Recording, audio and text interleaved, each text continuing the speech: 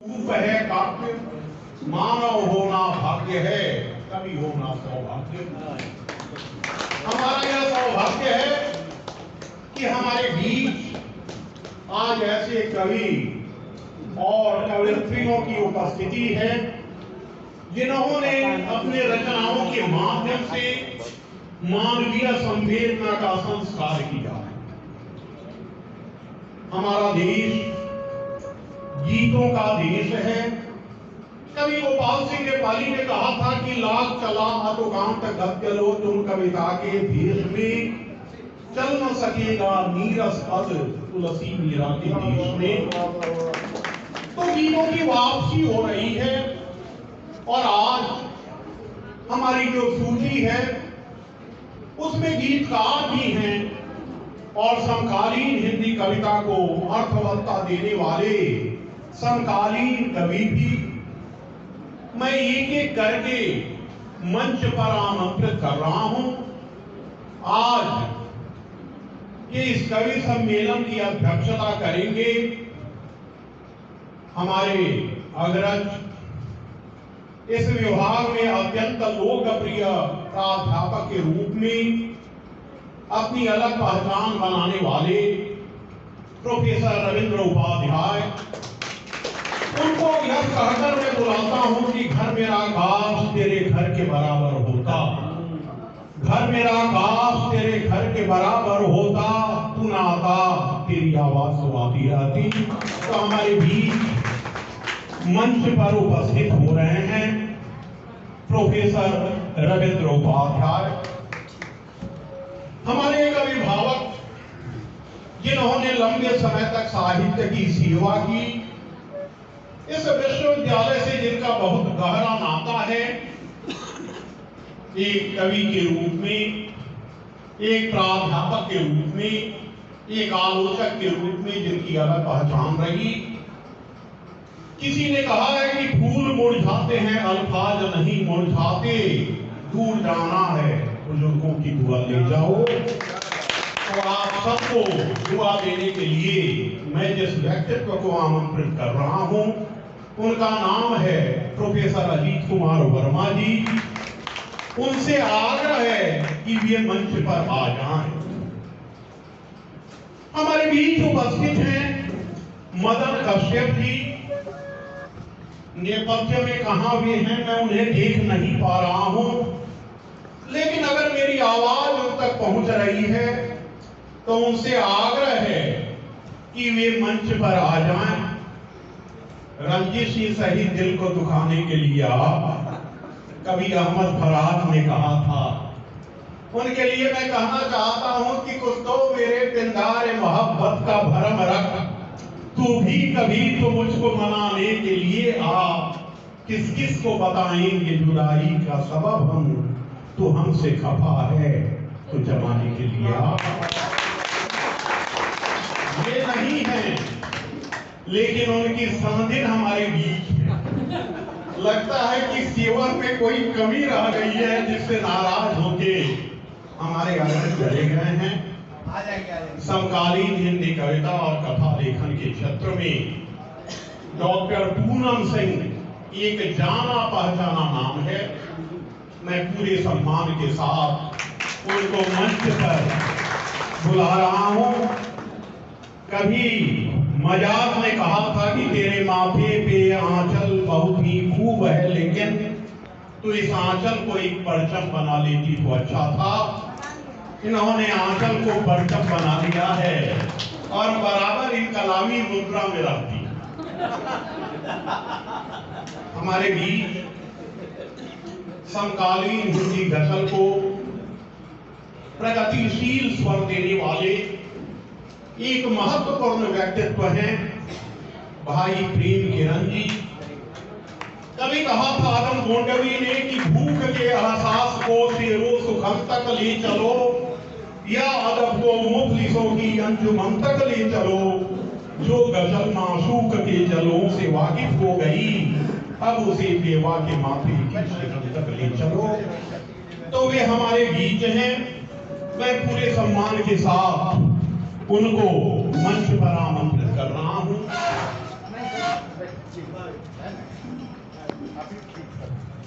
Doctor Rameshwar Dwivedi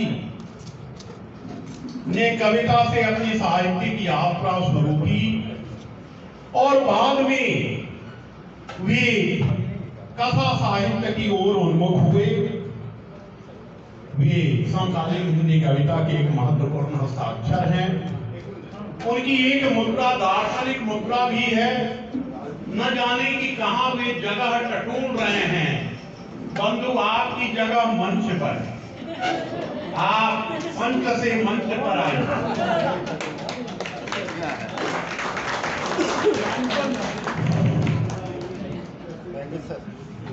और मदन कश्यप जी के लिए कुर्सी मैं खाली रखता हूं, आप उधर जाइए उस किनारे।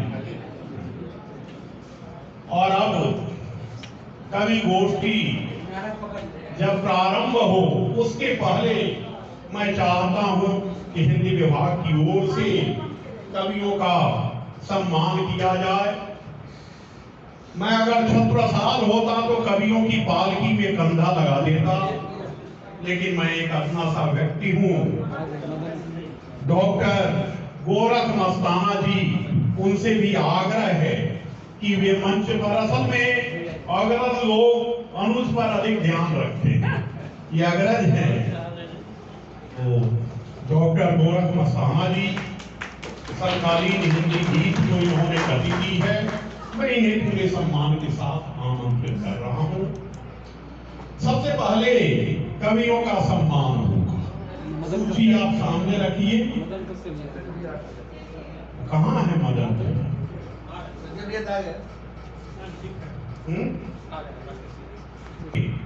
अध्यक्ष से करें। मैं आग्रह कर रहा हूं अपने युवा साथी डॉक्टर उज्ज्वल आलोक से कि वे आवें और अंग वस्त्र और बैग के साथ उनका सम्मान करें।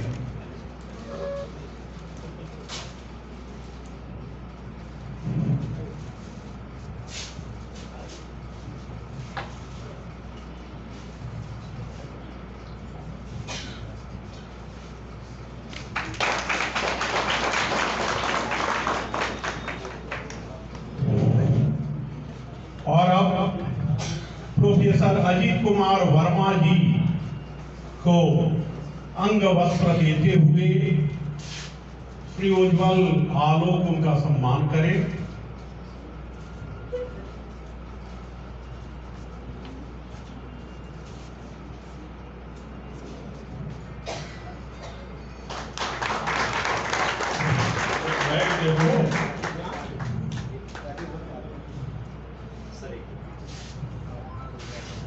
डॉक्टर गोरख प्रसाद मस्ताना जो मेरे अग्रज हैं, वे मंच पर बैठे हुए हैं।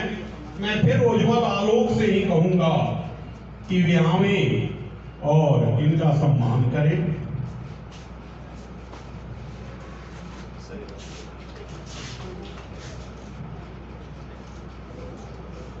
डॉक्टर अनामिका जी को सम्मानित करें विभाग की ओर से डॉक्टर संध्या पांडेय।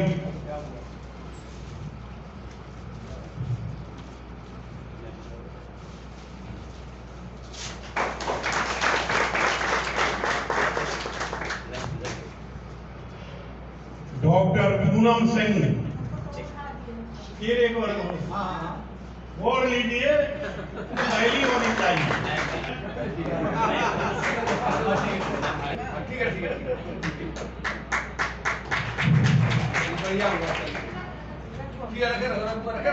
रख लो, आशीर्वाद है उनका।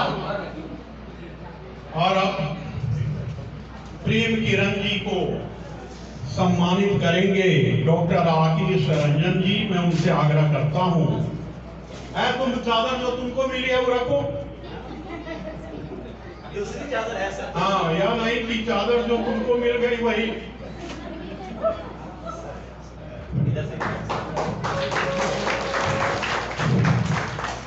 पुरानी चादर वाली हो तो 100 से अधिक चादर मेरे पास है। जब मैं विश्वविद्यालय में था तो सिर्फ चादर ही मुझे मिलती।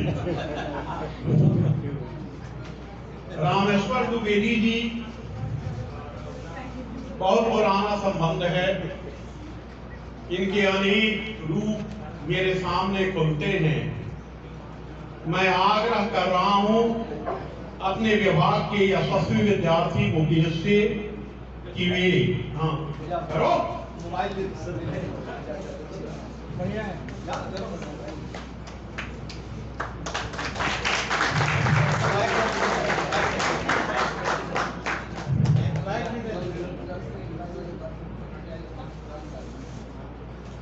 महापुरुषों के बारे में कहा गया है कि वे देर से आते हैं लेकिन आते आते वे छा जाते हैं।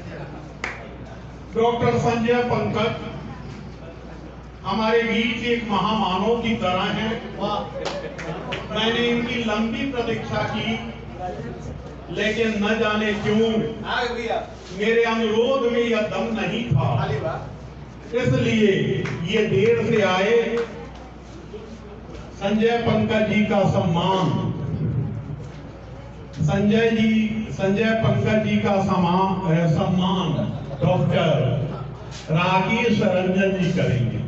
मैं सम्मान की ओर कुछ ध्यान आकृष्ट कराना चाहता था। पिछले दिन वो एक मैगजीन में समाचार छपा था, उनके पास इतना चादर हो गया कि दुकान को दुकानदार तो ये हैं।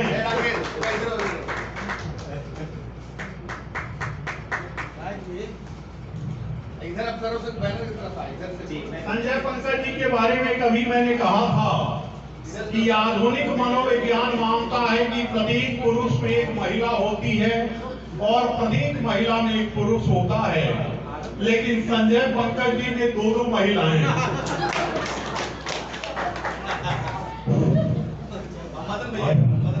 और हमारे अग्रज नहीं होता यह है, हमारे यहाँ अवतार की परिकल्पना है। जब धरती बाप से बूढ़ी हो जाती है तो अवतरण होता है। तो हमारे भाई साहब न जाने क्यों नाराज होके कहीं चले गए थे। मैं इनका जन्मदिन था, इसीलिए पैकेट में मैंने केक रखवाया था कि सबको इनके जन्मदिन का केक मिला। तो मैं राकेश रंजन से आग्रह करता हूं कि वे अंग वस्त्र के साथ इनका सम्मान करें। मदन कश्यप जी इसी विभाग के अभूतपूर्व छात्र हैं और हमारा यह सौभाग्य है कि हमारे कई ऐसे लोग आज जो हमारे बीच उपस्थित हैं, उसमें कई ऐसे नाम हैं जो यहाँ के पूर्व विद्यार्थी रहे हैं।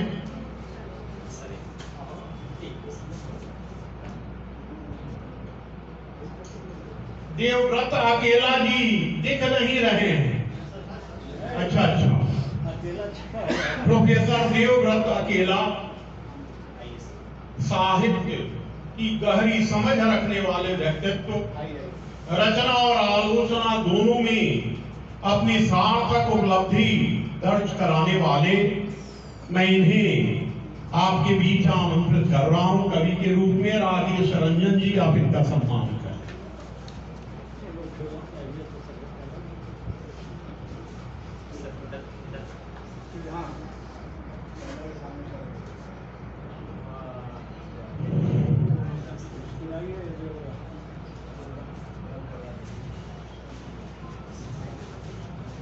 दिनकर ने कभी कहा था कि जलकर चीख उठा जो कवि था, साधक तो नीरव जलने में। हमारे बीच एक ऐसे कवि हैं जिनकी कविताओं में युग का यथार्थ बोध भी है और दार्शनिक स्वर भी। प्रोफेसर सरोज कुमार वर्मा जी हमारे बीच हैं। मैं चाहूंगा कि राकेश रंजन जी उनका सम्मान करें।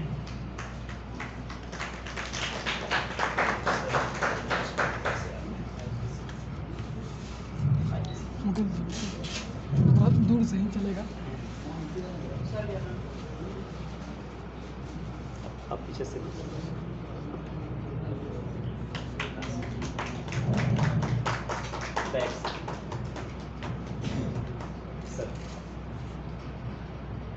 हमारे बीच डॉक्टर शेखर शंकर मिश्र हैं। कविता और आलोचना, विशेषतः नाट्य आलोचना में इनकी बहुत अच्छी गति रही है। इसी विभाग के ये पूर्व छात्र हैं और अभी महेश प्रसाद सिंह साइंस कॉलेज में हिंदी के प्रोफेसर हैं। मैं आग्रह करता हूं उज्ज्वल आलोक से कि वे इन्हें सम्मानित करें अंग वस्त्र देकर।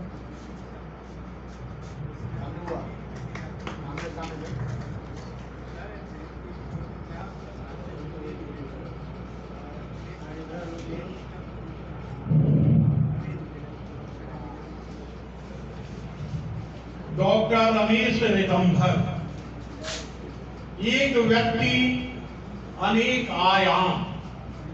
रमेश कवि भी हैं और इनके भीतर एक बालक बराबर सक्रिय रहता है। मेरे छोटे भाई हैं रमेश, राम दयालु सिंह महाविद्यालय में हिंदी के विभागाध्यक्ष हैं।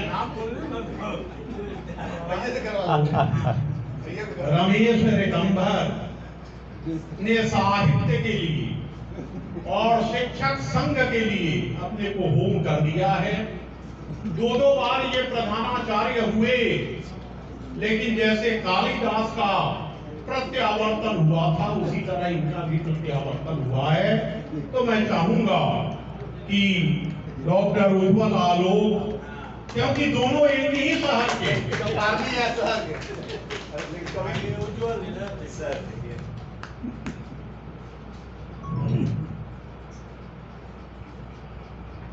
डॉक्टर रंजीत पटेल जी नहीं लिख रहे हैं। डॉक्टर संजय कुमार यादव, संजय कुमार यादव,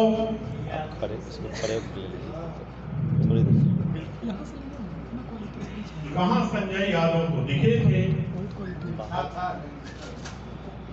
किसी को भेज के बुलाओ। किसी अंधे को महाभारत कथा सुना रहा होगा। डॉक्टर भावना नहीं लिख रही हैं। डॉक्टर अनिता सिंह, अनिता जी भी इसी विभाग की पूर्व छात्रा हैं। कई संग्रह इनके प्रकाशित हो चुके हैं। गीत, कविता और गजल तीनों ही क्षेत्रों में इन्होंने काफी प्रसिद्धि प्राप्त की है। तो मैं चाहूंगा कि संध्या उन्हें सम्मानित करें।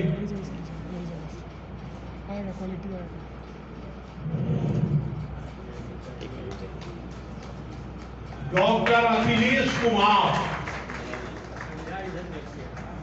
डॉक्टर अखिलेश कुमार हमारे विभाग के पूर्व छात्र हैं और ये ललित नारायण मिथिला विश्वविद्यालय के हिंदी विभाग में सहायक प्राध्यापक हैं।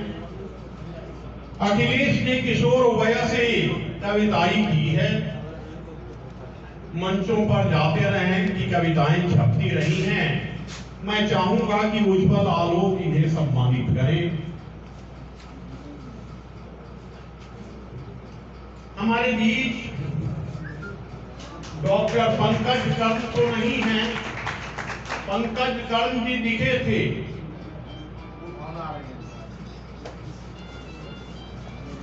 डॉक्टर ज्ञानेश्वर गुंजन हिंदी और भोजपुरी दोनों में लिखते हैं और कवि सम्मेलन के मंचों पर अपने स्वर के कारण इनकी अलग पहचान रही है।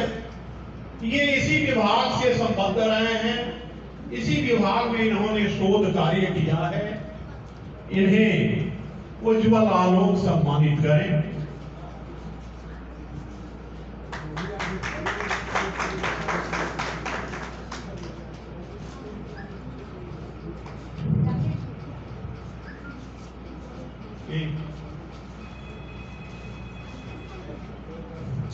बाहर भाई बसंत जी हैं। वैसे बसंत का आगमन जरा विलंब से होता है, न जाने क्यों वे नेपथ्य में है। लगता है कि दुष्यंत का प्रभाव है कि आजकल नेपथ्य में संभावना है। तो मैं इन्हें सम्मानित करने के लिए उज्ज्वल आलोक को आमंत्रित करता हूं कि कि ये आवे और इनका सम्मान करें। कुमार मंगलम, जिन्होंने पूरे देश की यात्रा कर ली है, साहित्यिक यात्रा, रचनात्मक यात्रा, मैं उन्हें आमंत्रित कर रहा हूं।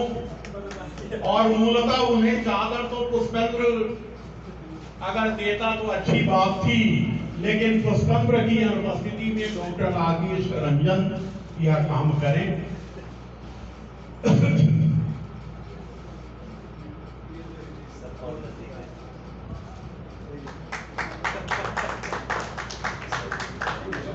डॉक्टर सोनी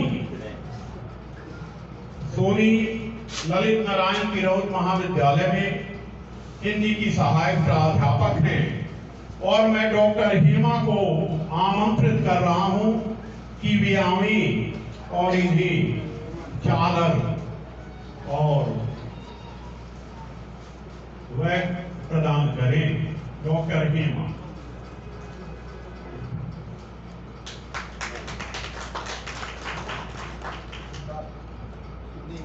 डॉक्टर कुमारी अनु इसी विभाग की छात्रा रही हैं और अभी संस्कृत विश्वविद्यालय में कार्यरत हैं। मैं अर्चना को आमंत्रित कर रहा हूं, डॉक्टर अर्चना को, कि वे आवें और उन्हें अंग वस्त्र प्रदान करें।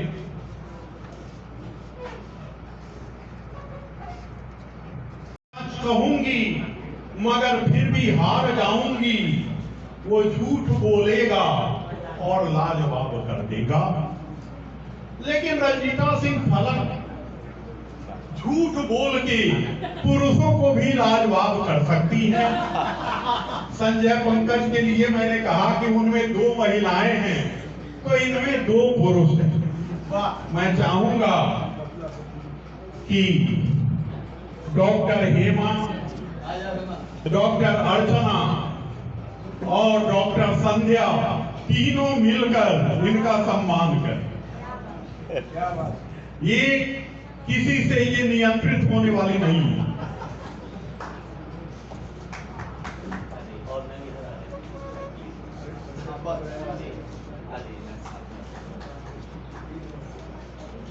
प्रणय जी हमारे बीच आए हैं।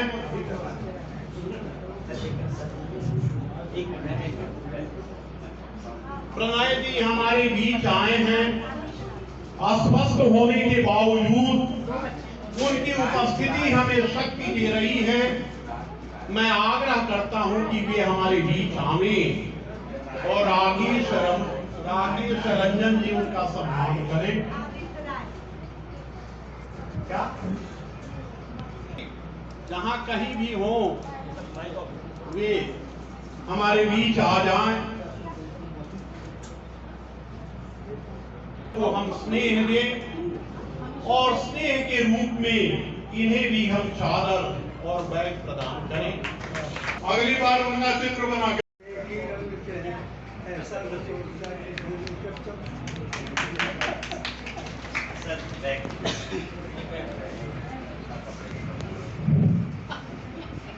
और अब लेकिन जो आदमी दिल्ली की ओर जाता है, बहुत कम ही लोग हैं जो बिहार को भी याद रखते। इन्होंने बिहार को याद रखा है। तभी कुंभ पत्रिका निकालती है, जिस पत्रिका के 60 से अधिक अंक प्रकाशित हो चुके हैं। उस पत्रिका का एक अंक है जो हमारे गुरु हिंदी के अनन्य साहित्य सेवी पद्मश्री प्रोफेसर श्याम नंदन किशोर पर केंद्रित है। मैं चाहूंगा कि उस अंक का लोकार्पण मंच पर उपस्थित महानुभाव करें।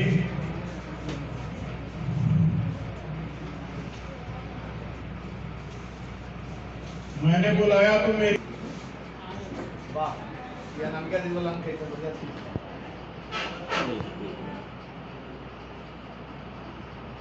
सर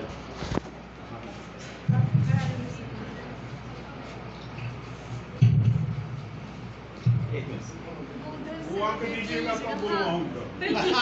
आप कौन से प्रारंभ हो कवि व्यंजना राजेश जी हैं और मैं बीच में आके ताक झांक करता रहूं।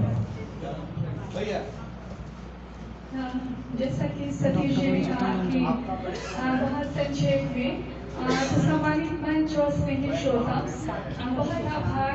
आज मुजफ्फरपुर आने में बहुत अच्छा इसलिए लग रहा है कि ये अंक जिसके लिए केंद्रित हुआ है शांतनु किशोर जी, जो मेरी बहुत प्रिय बड़ी बहन अनामिका जी के पिता हैं, निश्चित तौर पर मेरे पिता जैसे ही हैं, तो उनकी पुण्यतिथि पे इस अंक में उनके लिए कुछ विशेष निकालना मेरी अपनी निजी इच्छा थी और ये मैंने किया है। मुझे उम्मीद है बाद में जो लोग भी लेना चाहिए, अगर कभी उनका कोई भी वो मुझसे संपर्क करेंगे। मेरा फोन नंबर, मेरा ईमेल हर जगह उपलब्ध होता है। आप गूगल पे भी कभी तुम सर्च करेंगे या रंजिता सिंह फलक तो आपको मेरी डिटेल्स मिल जाएंगी या कोई भी बता देगा। उनके बारे में चूंकि 2 दिन संगोष्ठियां होंगी, परिचर्चाएं होंगी, तो बहुत बड़ी बातें होंगी जो आप लोग सुनेंगे। मैं एक संपादक के तौर पर मैंने क्यों सोचा कि मैं इस अंक में उन पर कुछ विशेष करूं, उसके पीछे कुछ कारण थे। बिहार विश्वविद्यालय के कुलपति होने के साथ ही पद्मश्री और नेहरू फेलोशिप से सम्मानित कवि साहित्यकार श्यामनंदन किशोर जी अंग्रेजी, इटालियन, रूसी, चेक आदि अन्य भाषाओं के विद्वान तो थे ही।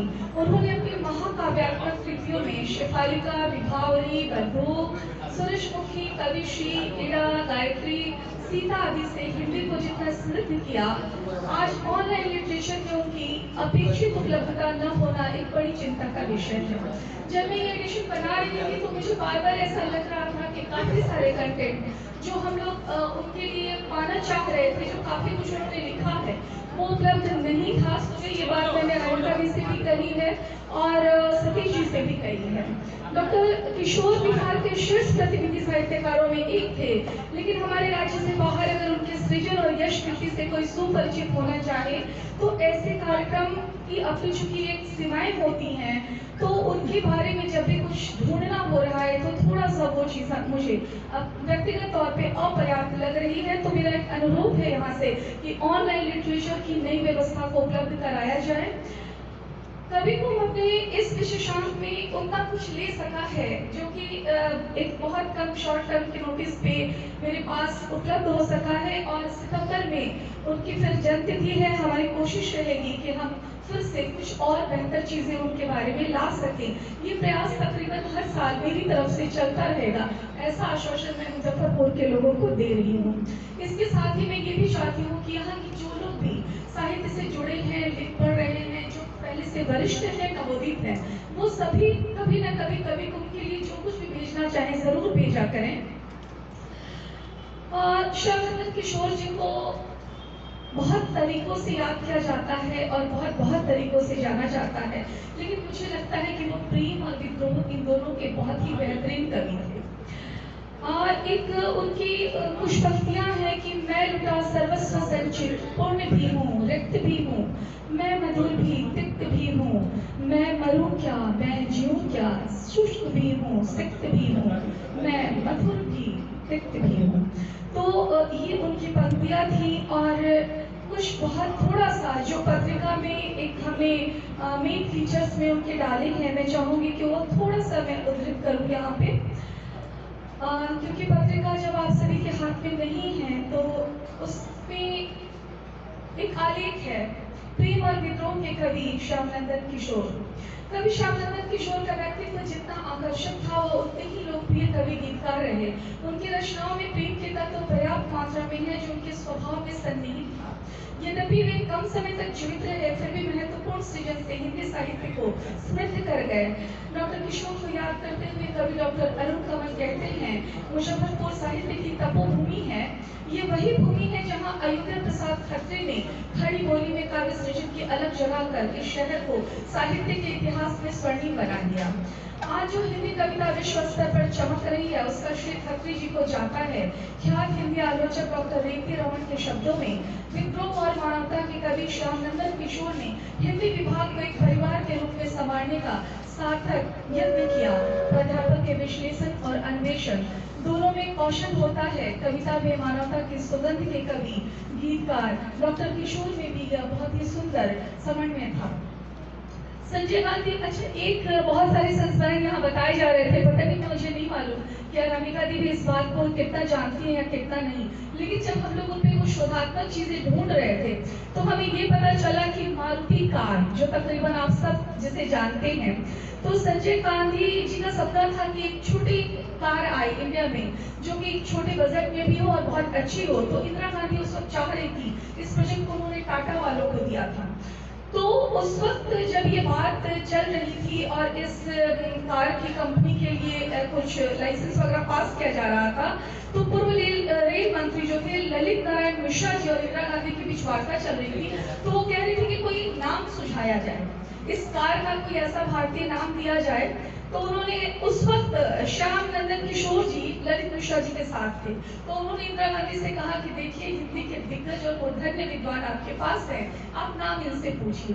तो उन्होंने छूटते ही कहा मारुति, वो शायद हनुमान जी के परम भक्त थे, तो मारुति उन्होंने कहा, और ऐसा हमें पता चला है कि मारुति जो है वो उनके कहने से ही इस ब्रांड का नाम मारुति हुआ। तो ये मुजफ्फरपुर वालों के लिए एक बड़े गर्व की बात है कि एक इतना बड़ा ब्रांड जो है वो यहाँ के किसी विशेष व्यक्ति द्वारा दिया गया नाम था।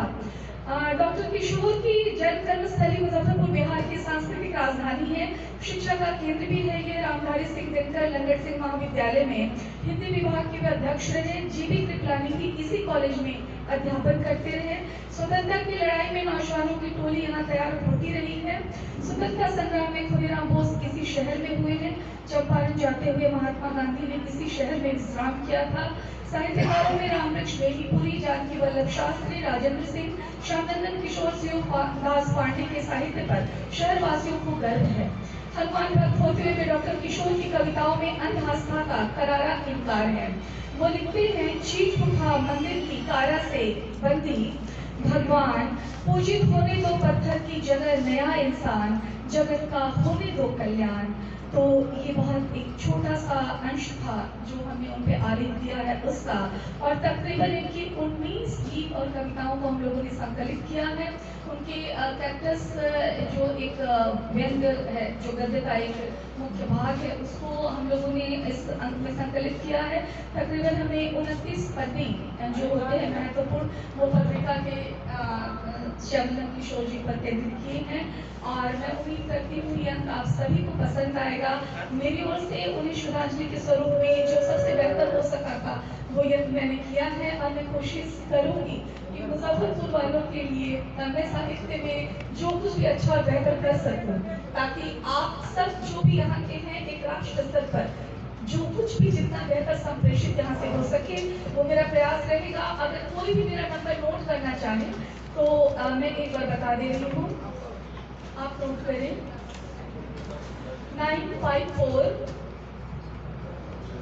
8181 083 954 8181 083, और मेरा ईमेल है कविकुंभ, बिल्कुल सादा, KAVIKUMBH kavikumb@gmail.com।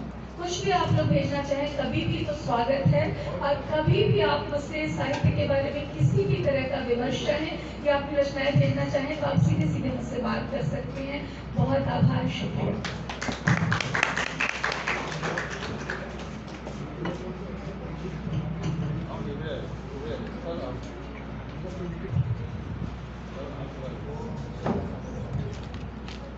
कवि सम्मेलन के आदरणीय अध्यक्ष प्रोफेसर अरविंद उपाध्याय जी, प्रतिष्ठित मंच और सम्मानित सभा, फैज के 2 अशार के साथ इस कवि सम्मेलन की शुरुआत हम कर रहे हैं। वे अशार हैं, कठिन है राह गुजर थोड़ी दूर साथ चलो,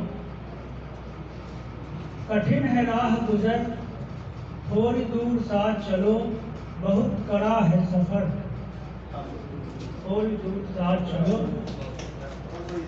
तमाम उम्र कहाँ कोई साथ देता है,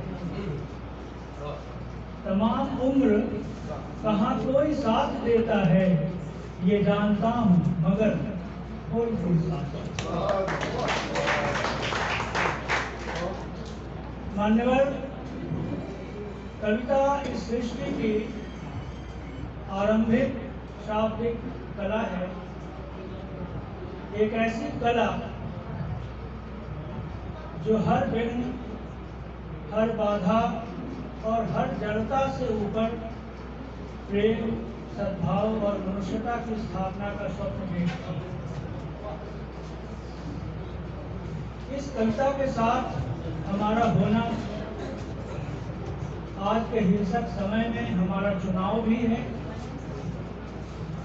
और अपने ढंग से इस हिंसक समय का प्रतिरोध भी है।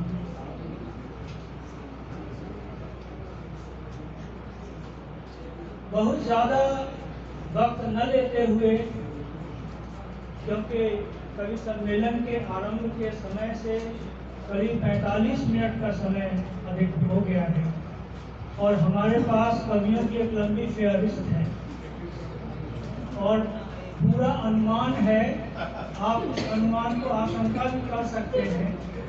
यह मैराथन कवि सम्मेलन अगर 9 बजे भी खत्म हुआ तो गनीमत है। गनीमत है शीर्षक बड़े भैया की एक कविता भी है। तो मेरा आग्रह है कि हम लोग अपने अतिथि कवियों को सुनेंगे और हम जो मेजबान कवि हैं, हम स्थानीय नहीं कह रहे क्योंकि मुजफ्फरपुर बिहार की सांस्कृतिक राजधानी है और आज के मंच की जो विशिष्ट उपस्थिति हैं लोग जिनकी कविताएं हम अपने पाठ्यक्रम में अपने विद्यार्थियों को पढ़ाते हैं, हमारे लिए गर्व का विषय है। वे दोनों इसी सांस्कृतिक उर्वरा भूमि की उपज है। हमारा आग्रह बस इतना है कि हम अतिथि कवियों को सम्मान देते हुए केवल प्रतिनिधित्व के लिए अपनी एक एक कविता का पाठ करें और समय के अनुशासन का ख्याल रखें। निराला ने सर्जना के लिए नवोन्मेष का आह्वान किया था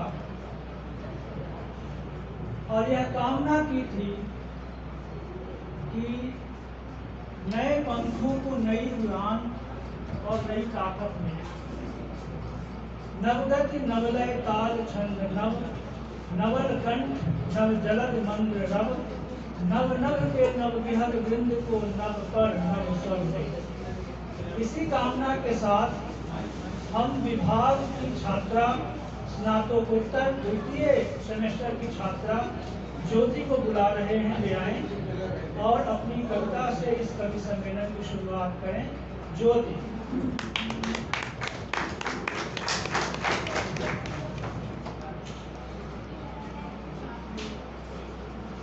उपस्थित सभी को मेरा सादर प्रणाम।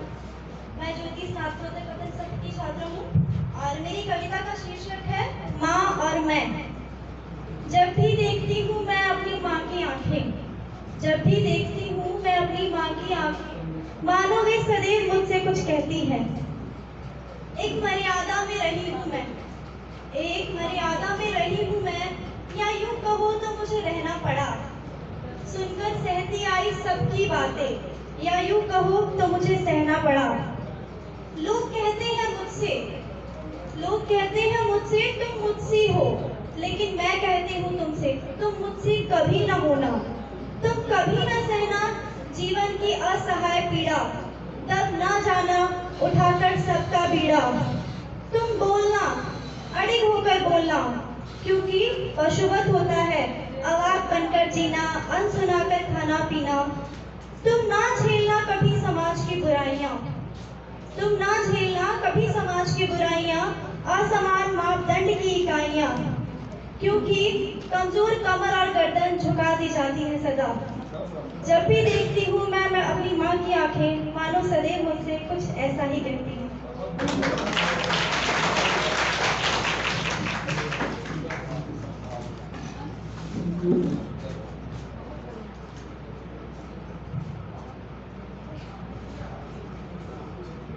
किशोर जी की पंक्तियां हैं, खिड़कियां दो खोल, आने दो उन्हें जो फूल बुलाते हैं। इसी आशय के साथ मैं बुला रहा हूं मंच के इस विभाग के विद्यार्थी डॉक्टर सतीश कुमार साथी को वे आएं और अपनी कविता का पाठ करें। डॉक्टर सतीश कुमार साथी।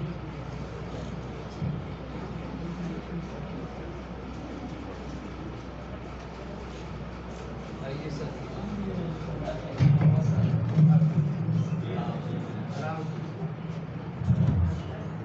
मंच और आपको प्रणाम। छोटी कविता, शीर्षक है बुढ़ापा। बुढ़ापा तब पहाड़ दिखता है जब जवान बेटा बैसाखी बनने की जगह थमा देता है हाथ में लकड़ी की बैसाखी।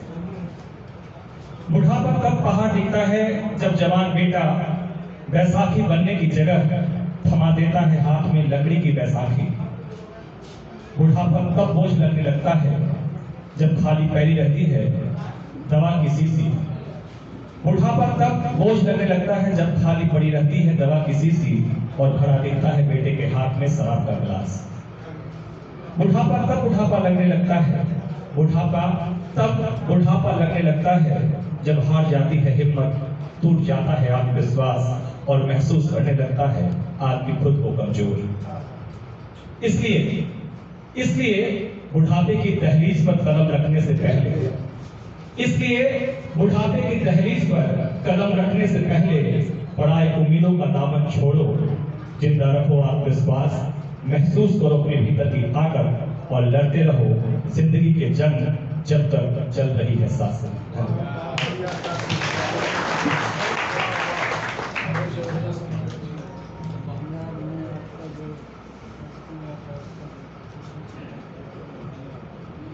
इस युवा क्रम में थोड़ा व्यवधान करते हुए मैं बुलाना चाहता हूं एक ऐसे कवि को जो वरिष्ठ हैं। आज उनके घर में एक उत्सव है और वे हमें आशीर्वाद देने के लिए, अपने स्नेह से हमें अभिसिंचित करने के लिए यहाँ आए हैं।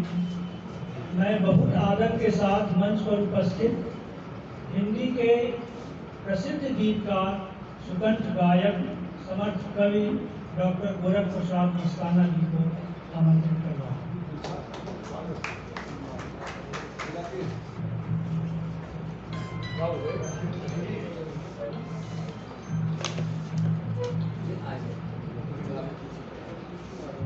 करेगा क्या?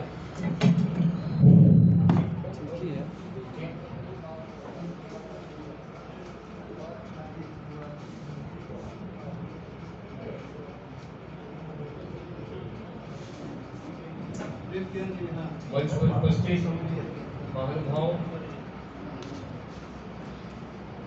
सभा में उपस्थित सभी सुधीजन,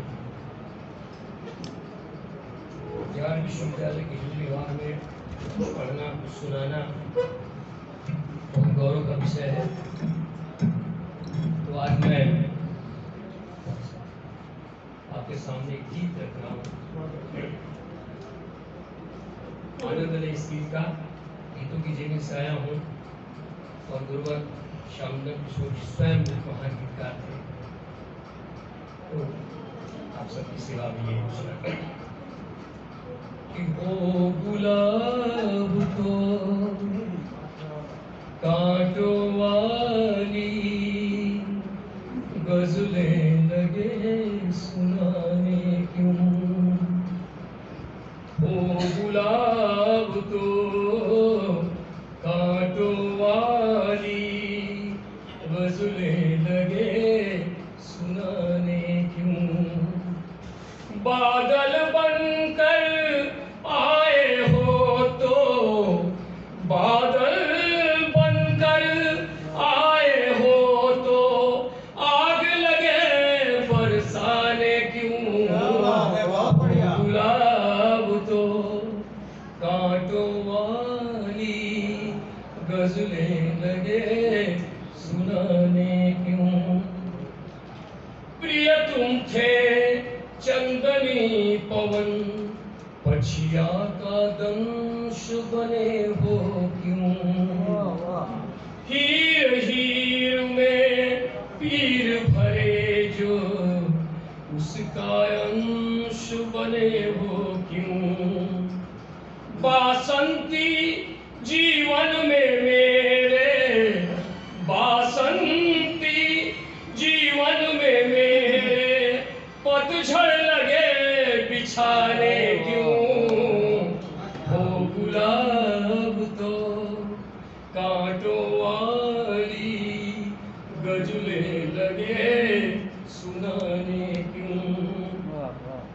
कहाँ तो भंवरे पराग संग रिश्ता नाता था अपना, साथ संग जीने मरने का मन में बना था सपना।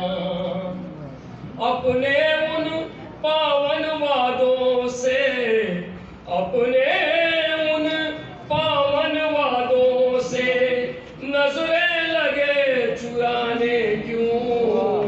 ओ गुलाब तो कांटों वाली गजलें लगे सुनाने क्यों। अगले भक्त को देखा जाए कि मेरा मन कश्मीर की घाटी, तुम हो एक सैलानी। कि मेरा मन कश्मीर की घाटी, तुम हो एक सैलानी। तुम हो स्नेह शिकारा तो मैं हूँ डल झील का पानी। कि बोलो नाग फनी के सर, बोलो नाग फनी के सर, क्यारी में लगे उगाने क्यों।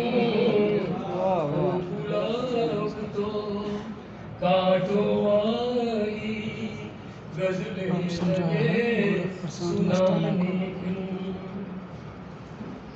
हिंदी का विद्यार्थी थोड़ी सी बात वहां की कि ऊधो जैसा ज्ञानी जब से बने प्रिय हैरान हूँ मैं। कि ऊधो जैसा ज्ञानी जब से बने प्रिय हैरान हूँ मैं।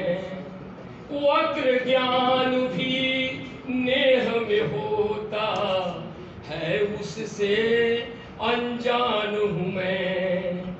अपने प्रेम की दीवानी को, अपने प्रेम की दीवानी को आज लगे भरमाने क्यों।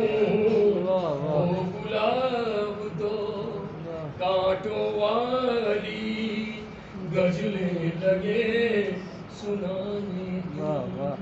अंतिम बंद है कि तेरी वंशी का स्वर बन तेरे अधरों पर सलती थी।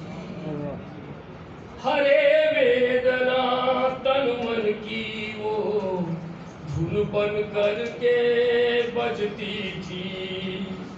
उस मधुमेह रागिनी को प्रियवर, उस मधुमेह रागिनी को प्रियवर आज लगे बिसराने क्यों।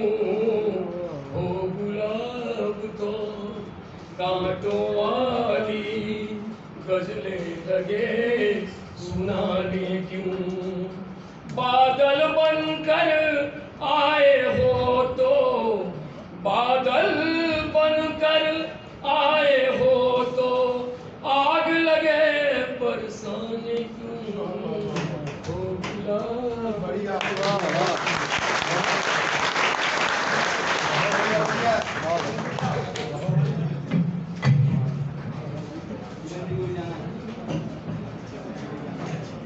आदरणीय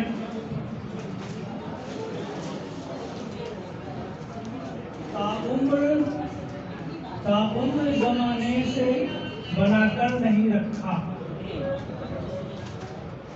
ताउम्र जमाने से बनाकर नहीं रखा, हमने किसी चौखट पे कभी सर नहीं रखा। आईना हुकूमत को दिखाता हूँ हमेशा, आईना हुकूमत को दिखाता हूँ हमेशा, अंजाम को ईमान से ऊपर नहीं रखा। इन अशार के जो शायर हैं मंचस्थ, उर्दू गजल की जनधर्मी जमीन की तेजस्वी उपस्थिति प्रेम किरण की मैं बहुत आदर के साथ उनको मंच पर आमंत्रित करता हूँ। श्री प्रेम किरण।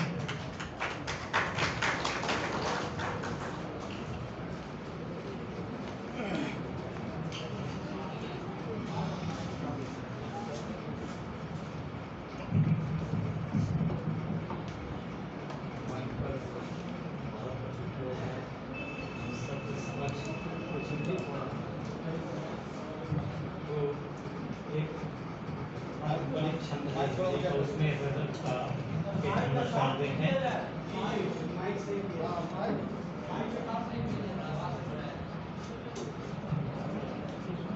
मतलब यूं कहा है कि ऊपर ऊपर सर्द खामोशी, अंदर अंदर आप, ऊपर ऊपर सर्द खामोशी, अंदर अंदर आप, सागर सागर, जंगल जंगल, पत्थर पत्थर आप। और शेर देखिए कि बाहर तो महफूज नहीं थे, घर में भी बेचैन, बाहर तो महफूज नहीं थे, घर में भी बेचैन, अफवाहों की शबनम टपकी, खंजर खंजर हाथ, के अफवाहों की शबनम टपकी, खंजर खंजर आग। और ये शेर कि किस बाजार से नींद खरीदें, कैसे सोएं लोग, किस बाजार से नींद खरीदें, कैसे सोएं लोग, करवट करवट पड़े फफूले, बिस्तर बिस्तर किस बाजार से नींद खरीदें, कैसे सोएं लोग, करवट करवट पड़े फफूले, बिस्तर बिस्तर आग। और ये शेर के घर के खर्चे, बच्चों की जिद, बाजारों के कर्ज, घर के खर्चे, बच्चों की जिद, बाजारों के कर्ज, जहन में सबके सुलग रही दफ्तर दफ्तर आग, जहन में सबके सुलग रही है दफ्तर दफ्तर आग। और आखिरी शेर कि किसी किताब को पढ़ने बैठो जलने लगती आँख, कि किसी किताब को पढ़ने बैठो जलने लगती आँख, वरख वरख हैं आपके किस्से, अक्षर अक्षर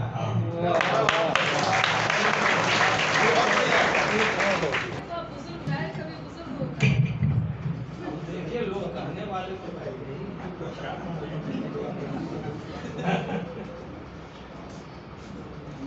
मतलब देखिए कि जो परेशान फसीलों के उधर है कोई, तो कहाँ चैन से शोर बशर है कोई, कि जो परेशान फसीलों के उधर है कोई, तो कहाँ चैन से शोर बशर है कोई।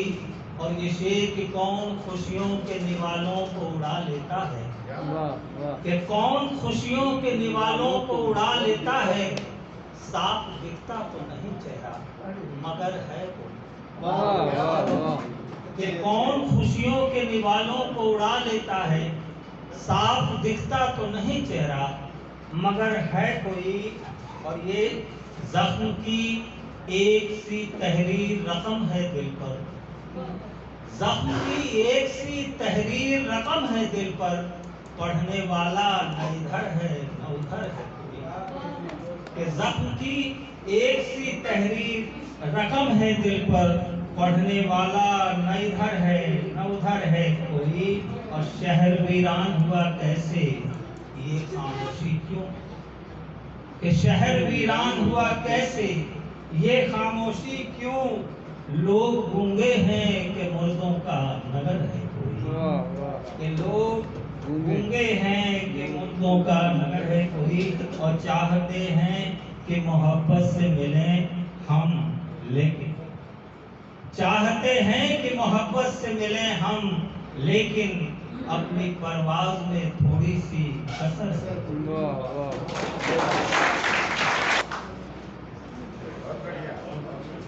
बहुत बहुत धन्यवाद। और फिर से उस रोके हुए क्रम को आगे बढ़ाते हुए हम कुछ नई आवाजों को मंच पर आमंत्रित कर रहे हैं और बुला रहे हैं बीना द्विवेदी जी को। चलिए ठीक है मुस्ताना साहब, शायद चली गई हैं। डॉक्टर सोनी आए और मंच पर ये कविता का पाठ करें। डॉक्टर सोनी।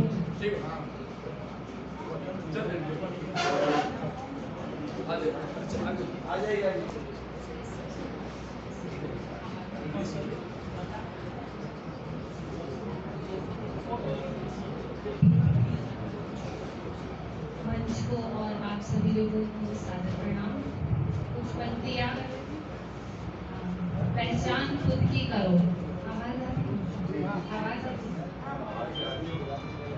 क्यों हर बार मंजिल के इतने करीब होते हुए भी डगमगा जाते हैं कदम, क्यों हर बार जीत कर भी हार जाते हैं हम, सब कुछ पाकर भी बहुत कुछ खो देते हैं हम, कोशिश करते हैं पर कामयाबी मिलती नहीं, थककर बैठ जाए शायद यह भी मुमकिन नहीं, बस कहने को सब साथ है, बस कहने को सब साथ है, हर साथ में कुछ स्वार्थ है, गैरों से ज्यादा देते अपने घाव है, डूब जाती है कश्तियाँ अक्सर किनारों की तलाश में, डूब जाती है कश्तियाँ अक्सर किनारों की तलाश में, मत बैठो खामोश किस्मत के भरोसे, मंजिल मिलती नहीं कभी एक ही प्रयास में, हो अर्जुन सी तीव्र बुद्धि, हो अर्जुन सी तीव्र बुद्धि तो युधिष्ठिर की स्थिरता भी,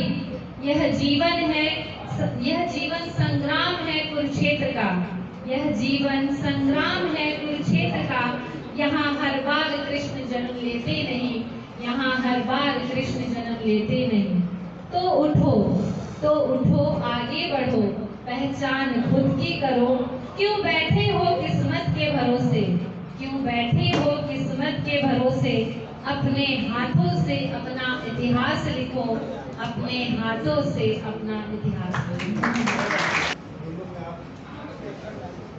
मैं बहुत आदर के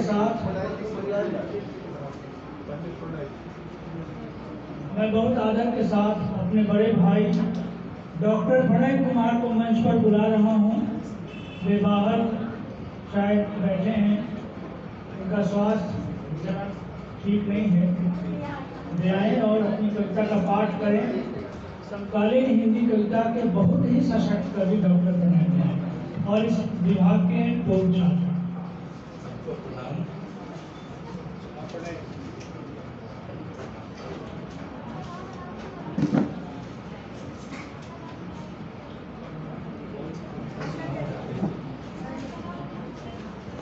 मैंने कब कहा आपसे, मैंने कब कहा आपसे, कभी भी पहुंच सकता वहां भी जहां नहीं पहुंच पाती पानी, नहीं पहुंच पाती हवा, पानी जहां सांस छोड़ जाती है सूरज की किरणें घबरा कर गहन अंधेरे से।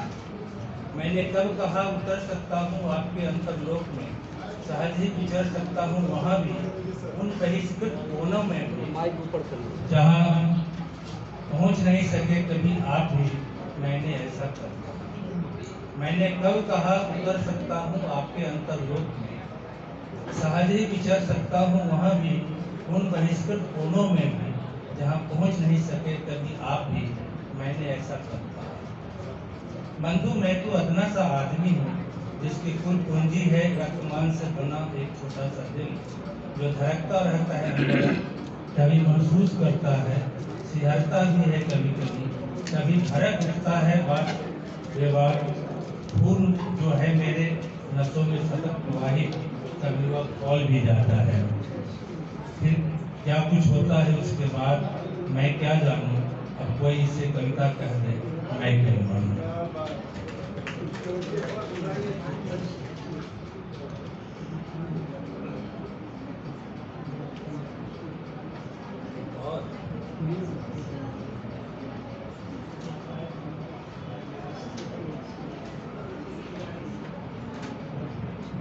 एक छोटी सी कविता और मैं सुना दे रहा हूँ आग्रह पर। मैं जीऊंगा कैसे, आपके पास तो निखाली सी ईमानदारी है, हमारे पास है ही क्या।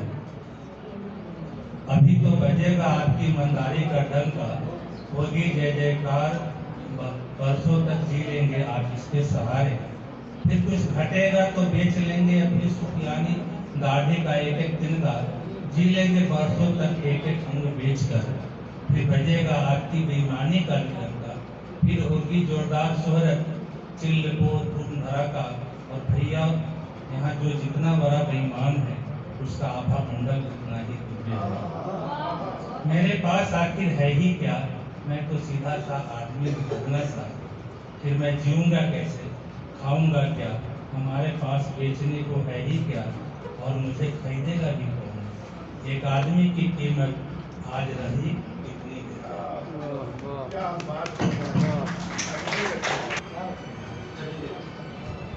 कर्ण जी आपके लिए नुक्ता चीज है बने दिल, उसको सुनाए न बने, क्या बने बात जहाँ बात बनाए।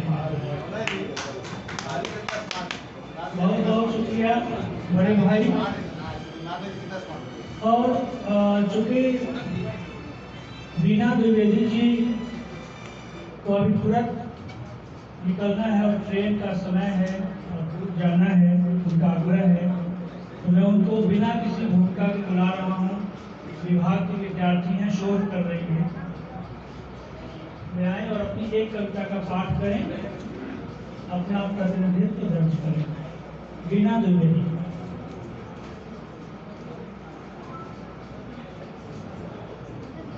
बहुत बहुत आभार। समृद्ध मंच को प्रणाम करती हूँ और आप समस्त श्रोतागण को हृदय से प्रणाम करती हूँ। मेरी कविता का शीर्षक है शांति की पुकार। वह एक बार फिर चीख रही थी, वह एक बार फिर चीख रही थी, हर रोज की तरह कर रही थी प्रार्थना अपने शराबी किराएदार से, अपने मकान के किराए के लिए जो उठा रखे थे उसने उस शराब विक्रेता के हाथों, जो शराब का विक्रेता और ठेकेदार था। पर वह नहीं सुनता था उसकी कोई भी बात, न देता था किराया, न तैयार था छोड़ने को किराए का मकान।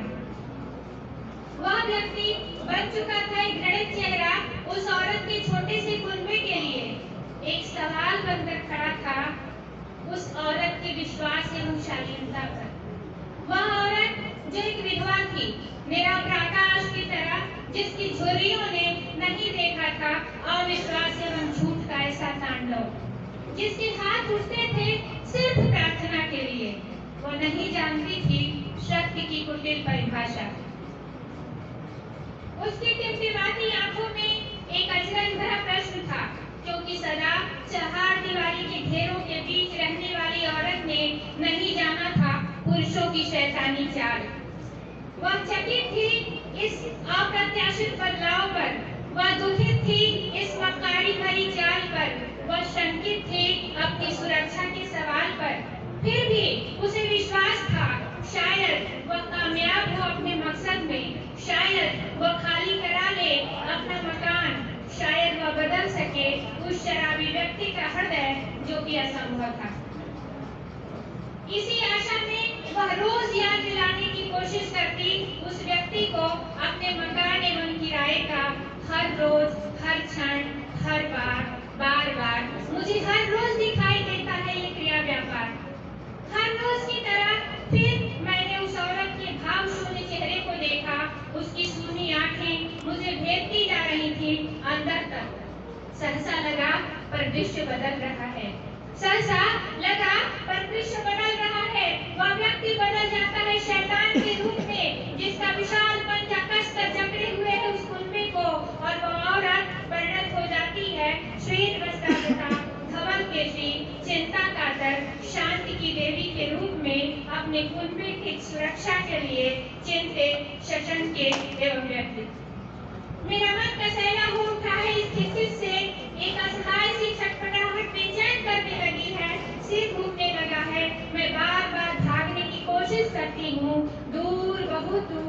और ये क्या, मुझे हर कहीं उस व्यक्ति का शैतानी पंजा फैला हुआ दिखता है और उस फैले हुए पंजे से अपने कुनबे को बचाने की असहाय कोशिश में लगी उस औरत का चेहरा भी।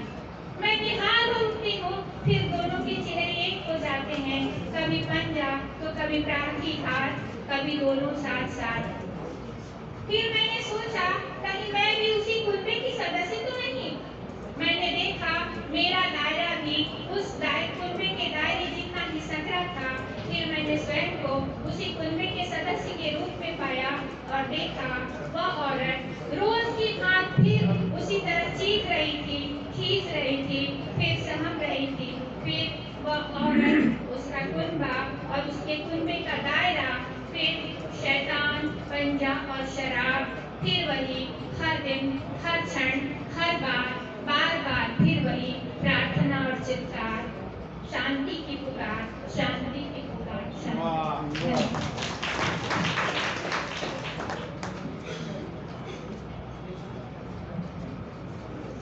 शांति की पुकार पदबंध के साथ समाप्त हुए इस क्रांति पाठ के बाद मैं शांति पाठ के लिए बुला रहा हूँ अपने अभिभावक ललित नारायण मिथिला विश्वविद्यालय के पूर्व प्रोफेसर अजीत कुमार वर्मा जी को राहत इंदौरी के एक शेर के साथ। अध्यक्ष भी थे। ये अलग बात के चुपचाप खड़े रहते हैं, ये अलग बात के चुपचाप खड़े रहते हैं, फिर भी जो लोग बड़े हैं सो बड़े रहते हैं। ऐसे दरवेशों से मिलता है हमारा शिगरा, जिनके जूतों में कई ताज पड़े रहते हैं। प्रोफेसर अजीत कुमार वर्मा।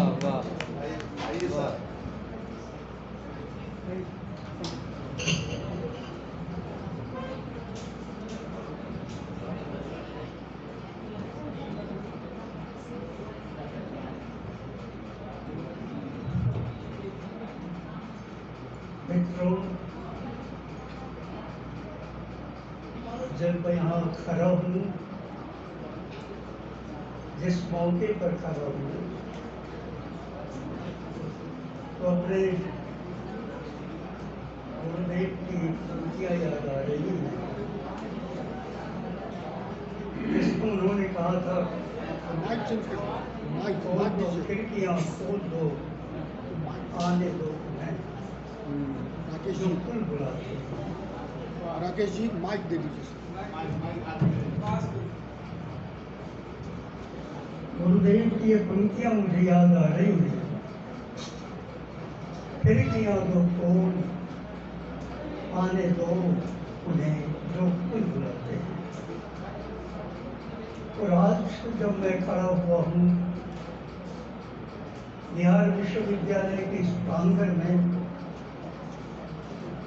जहाँ मैं कभी छात्र था, 59 से 61 ईस्वी तक मैं स्नातकोत्तर हिंदी विभाग का छात्र था और पूज्य गुरुदेव से पढ़ते हुए मैंने कितना कुछ सीखा। सच पूछे तो कविता की तमीज़ और कविता की तहजीब, ये दोनों उनसे सीखने का मौका मिला। कविता केवल शब्दों के जरिए नहीं, अर्थों के जरिए नहीं, कुछ ऐसे अनजाने गवाहों से होकर गुजरती है और ऐसे उतरने वाली अनेक रास्तों से मन में कविता उतरती है। अपनी गूंज अनुभूत में कैसे फैलती चलती है और भीतर भीतर हमें सिरसती चलती है।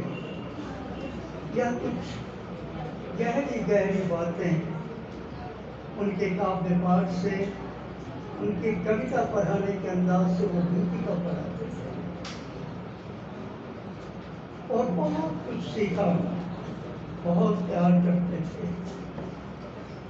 हमारी खुरमाई भी मुझे बहुत मांगती थी और आज उन दोनों स्मृति को, पावन स्मृति को मैं सादर नमन करता हूँ और बहन अनामिका के साक्ष्य उन्हें शत प्रणाम निवेदित करता हूँ।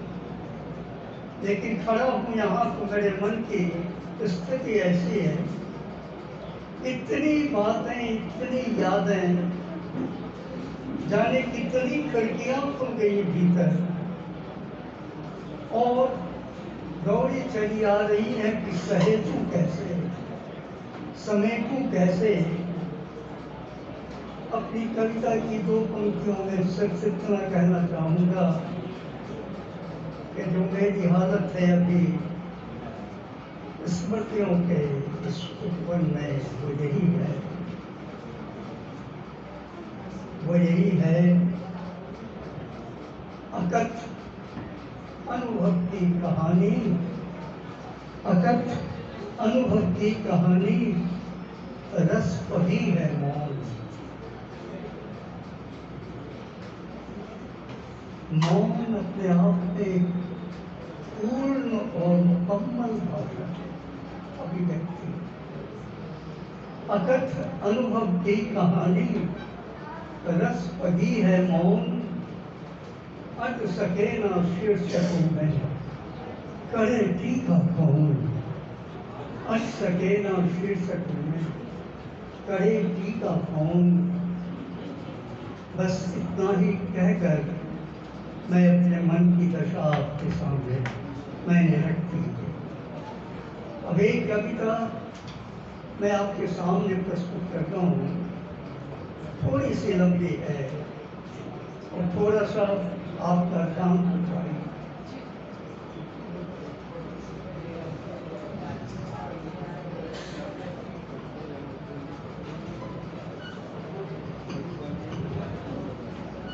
और ऐसी स्थिति हुई थी कि महीनों बैठा रह जाता था और एक शब्द भी मन में उगते नहीं थे, मन में उगते नहीं थे।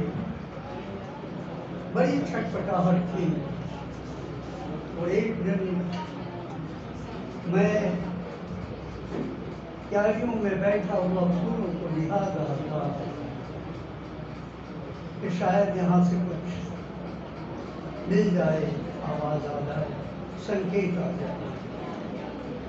और सच जानिए वही मेरे मन में उगा कि जो नहीं आ रही है उसे ही क्यों नहीं बुलाते। और मैंने कविता को बुलाया है इस कविता में, और कैसे कैसे बुलाया है वही आपके सामने क्या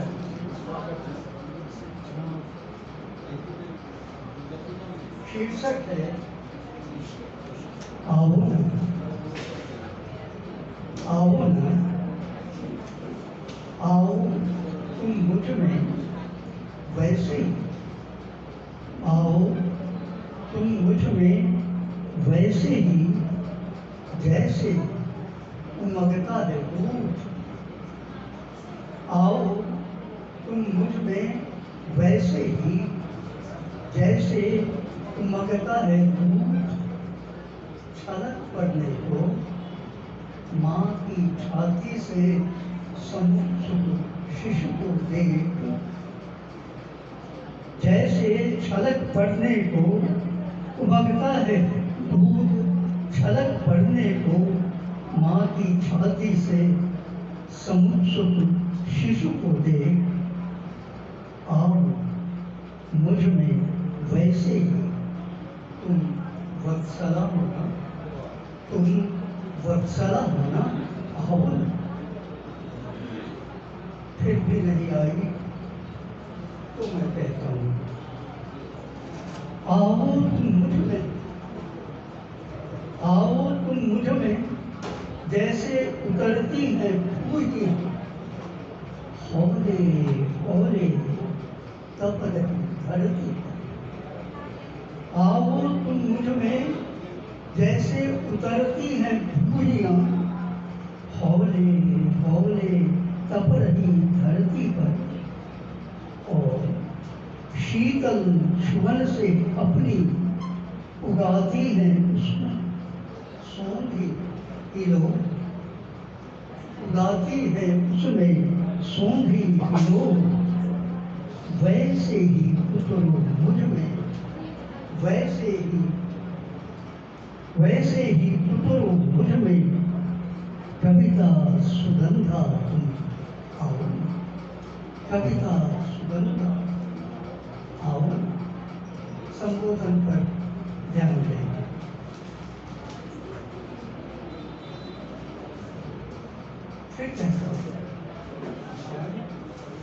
फिर कहता हूँ उगो उगो मुझ में तुम उगो उगो मुझ में तुम जैसे उगते हैं कलियों में रंग सतरंगे और हो जाता है पूरा का पूरा उपवन ही पारावार रंगों का। रंगों की धार में मुझको नहलाओ ना रंगों की धार में मुझको नहलाओ ना सदा नीला रंगों पे ओ मेरी तुम आओ सदा नीला रंगों की ओ मेरी तुम आओ आओ खुद से तुम भर दो ना